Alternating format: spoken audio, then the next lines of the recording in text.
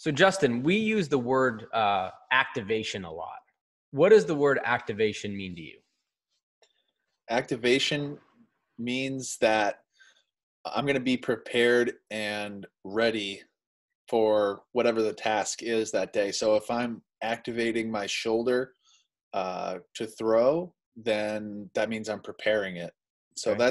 I think activation, I think of preparing, getting ready, warming up, kind of like that, kind of group all those together, and just general being prepared. So from a physiological standpoint, activation is actually a much deeper concept. It's you're actually gaining control of a muscle by bridging that, neuroplasticity. Have you ever heard of neuroplasticity? Yeah, heard of it. I couldn't Yeah. tell you. So basically your brain can change and adapt. And so by having your brain adapt and teaching it to do a specific task in a specific way, you can teach it to be more efficient. So basically by activating your shoulder, you're bridging that gap between your brain and those muscles, and you're getting that muscle activation to happen quicker because it's more reflexive rather than being okay, I have to go through this step and then this step and then this step.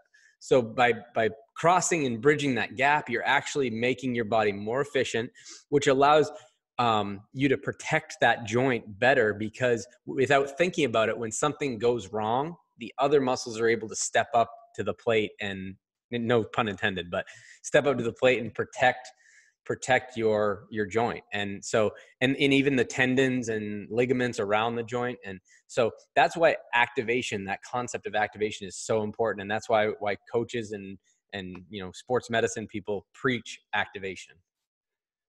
It's really, and from just listening to you say that, that's like you kind of almost take the thinking out of it. After you go through the activation, it will kind of just happen naturally. The way that your body moves, shoulder moves, whatever you're Right. activating, Right.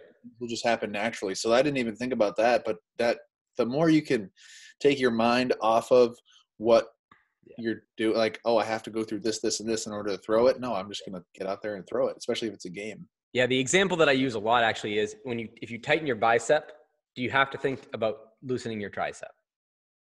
Nope. So that's what an athlete wants every sports movement to be, is doing it without having to tell your brain to do it. And so your brain does it so naturally that it's just a flowing pattern. And then you can work on getting better, getting that little bit, that 1 inch, that 1 centimeter, that 1 millimeter better. So, Wow, that's pretty awesome. yeah.